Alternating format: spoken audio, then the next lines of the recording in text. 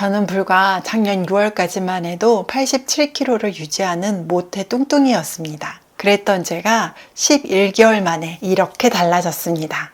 다이어트로 바뀐 모습을 보고 사람들은 제게 운동 뭐 했냐, 다이어트 식품 뭐 먹었냐, 위고비 맞았냐, 마운자로 맞았냐 이렇게 물어보시는데요. 저는 이 중에 단 한 개도 안 했습니다. 제가 지켰던 건 너무나도 쉬운 원칙 딱 두 가지였습니다. 첫 번째는 바로 좋은 기름, 좋은 올리브유를 먹습니다. 올리브유가 제 다이어트에 도움되었던 이유 두 가지를 제가 설명해 드릴 텐데요. 이거는 제 경험이라 제 채널에서만 들으실 수 있어요. 첫 번째, 올리브유를 먹으면 다이어트 하는 동안 입이 터지는 것을 막아줍니다. 지방은 우리 몸에서 탄수화물보다 더 오랜 시간 머무릅니다. 소화 흡수 속도가 느려서 허기짐을 막아줍니다. 삶은 계란을 한 개 먹었을 때와 계란 후라이를 해서 달걀 후라이를 먹었을 때를 비교해 보면 달걀 후라이로 먹었을 때가 포만감이 훨씬 더 오래 갑니다. 광고 아니고요. 제가 사용하는 올리브유 제품은 바로 이 제품입니다. 올리타리아 올리브유인데요. 뚜껑을 열면 과시량이 나고 그래서 신선하다는 느낌이 들고요.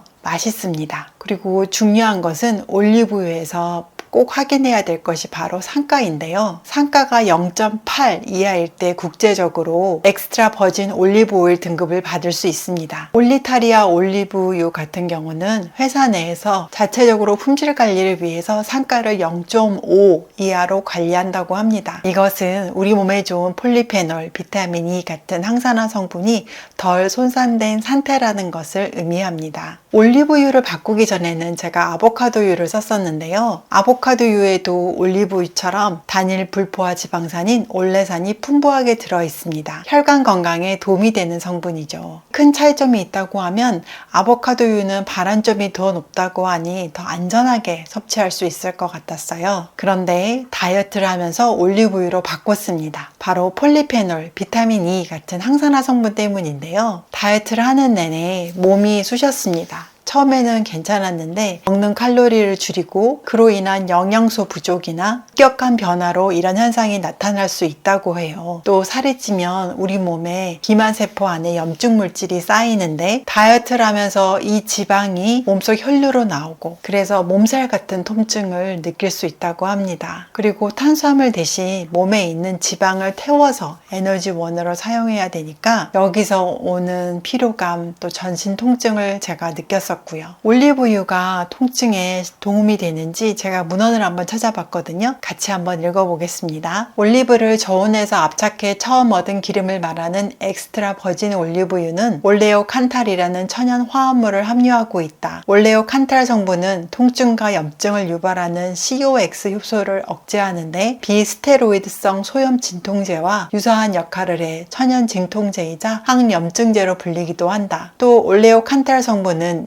연골이 파괴되는 것을 막는 단백질 루브리신을 생성하는 데 도움을 줘 관절염으로 인한 통증을 줄이고 뼈를 튼튼하게 하는데 탁월한 효능을 자랑한다. 그래서 올리브유 섭취가 제 다이어트에 도움이 되었습니다. 포만감이 오래 지속되게 해주었고 다이어트를 하면서 생긴 통증이 완화되는 효과도 주었고요. 그런데 아무리 다이어트에 도움이 된다고 해도 이 올리브유 한 스푼의 열량이 약 120칼로리 정도 되는 고열량이기 때문에 많은 섭취는 주의하시는 것이 다이어트에 도움이 됩니다. 두 번째는 저녁 7시가 되면 저는 양치질을 합니다. 이건 저만의 리추얼, 저만의 의식인데요. 양치질을 하면서 저한테 그리고 뇌에게 신호를 주는 거죠. 오늘의 식사는 끝났어. 이렇게요. 물과 또 늦게까지 일할 때 필요할 때는 핸드드립 커피를 마시기도 하지만 양치질을 함으로써 오늘의 음식이 섭취가 끝났음을 선언합니다. 스티븐 기즈가 쓴 습관의 재발견이라는 책을 보면 이 양치질이 왜 다이어트에 도움이 되는지 잘 설명될 수 있을 것 같아서 제가 찾아봤습니다. 읽어드릴게요. 믿음과 경험의 역설. 만약 먼저 눈에 보이는 변화를 경험해야만 믿겠다고 하고 믿기 전까지는 변화하려는 노력을 하지 않겠다고 하면 대체 어떻게 변화할 수 있겠는가? 변화의 선순환에 진입하기만 하면 긍정적 변화와 믿음, 자기 효능감이 서로에게 양분이 되어줄 것이다. 하지만 믿음과 변화 중에 무엇이 먼저 오는가? 또는 둘 중에 무엇이 더 좋은 좋은 기초가 되는가? 일단 변화를 시작하면 믿음은 뒤따라올 것이다. 믿음이 아주 조금 있거나 혹은 전혀 없을지라도 사소한 습관들은 진정한 변화를 야기한다. 왜냐하면 습관을 통해 변화는 시작될 것이고 그렇다면 당신은 믿게 될 것이기 때문이다. 나 역시 팔굽혀펴기를 한 번 하는 사소한 습관이 지속적으로 헬스장을 다니는 습관으로 변화하고 나서야 내가 상당한 양의 근육을 기를 수 있을 것이라는 믿음이 생겼다. 3년에서 5년 동안 웨이트를 드는 근력 운동을 했다 말았다 하며 거의 아무런 결과도 보지 못했으니 어떻게 처음부터 믿음이 생길 수 있겠는가? 비슷하게 몇 년 동안 건강한 식습관에 잠깐 손을 대었다 말았다 하며 아무런 변화가 없었다면 어떻게 식사 습관을 바꾸는 것만으로도 체중 변화가 생길 것이라는 믿음이 있을 수 있겠는가? 새로운 행동 과정의 진정한 효과를 보기 위해서는 잠깐 손을 대는 걸로는 부족하다. 속성 다이어트나 해독 다이어트의 이점 중 하나로 여겨지는 것은 빠른 체중 변화가 믿음을 야기할 것이라는 생각이다. 하지만 지속성이 없는 빠른 결과는 장기적인 관점에서 볼 때 신진대사 및 자신에 대한 믿음에 해를 끼친다. 어째서일까? 왜냐하면 다시 정상적인 식단으로 돌아와서 감량했던 체중이 다시 돌아오기 시작하면 그리고 어차피 이때 감량했던 체중의 대부분은 수분이다. 이 이점은 단점으로 돌변해 진정한 변화는 불가능하다고 생각하게 될 것이기 때문이다. 또한 아이러니하게도 당신은 이렇게 생각할지도 모른다. 만약 이런 갑작스럽게 큰 변화에도 불가능했다는 것은 진짜 희망이 없다는 거야. 하지만 커다란 변화를 싫어했다는 것 자체가 문제이다. 당신의 뇌와 몸은 그런 변화를 싫어한다. 저의 경우 양치질이 다이어트에 도움이 되었습니다. 입안에 음식향이 남아있으면 먹고 싶다는 생각이 계속 머리에 맴돌고 양치를 하게 되면 상쾌한 치약향이 음식에 대한 욕구를 감소시키거든요. 조사에 따르면 60% 이상이 양치질이 다이어트에 도움이 되었다고 느꼈다고 합니다. 식욕을 줄이고 간식을 적게 먹는데 도움이 되니까요. 하루는 지인 중에 한 분이 저한테 물어보시더라고요. 살 빠지니까 누가 제일 좋아해요? 저도 미처 생각하지 못했던 질문인데 곰곰이 생각해 보니까 제가 제일 좋더라고요. 작년에 건강검진으로 첫 대장 내시경을 했는데 크기가 큰 용종 2개가 발견돼서 입원해서 떼어냈어요. 작년 6월만 하더라도 체중계에서 측정한 결과값에는 심각이라고 뜬 항목들이 훨씬 더 많았었는데 지금은 보통이라고 표시된 값이 더 많이 보입니다. 52년 동안 체중이 증가했던 몸이 다시 건강하게 돌아오는 데는 시간이 필요합니다. 몸을 건강하게 되돌리는 이 과정이 긴 마라톤 같이 느껴질 때도 있지만 몸이 건강한 방향으로 좋아지고 있구나를 계속 확인해 볼 수 있어 이 다이어트를 건강하게 계속할 수 있는 것 같습니다. 먹고 싶은 거 먹으면서 행복한 다이어트를 하고 싶은 분들은 구독과 좋아요를 꼭 눌러주세요. 그리고 다음 시간에 또 만나요.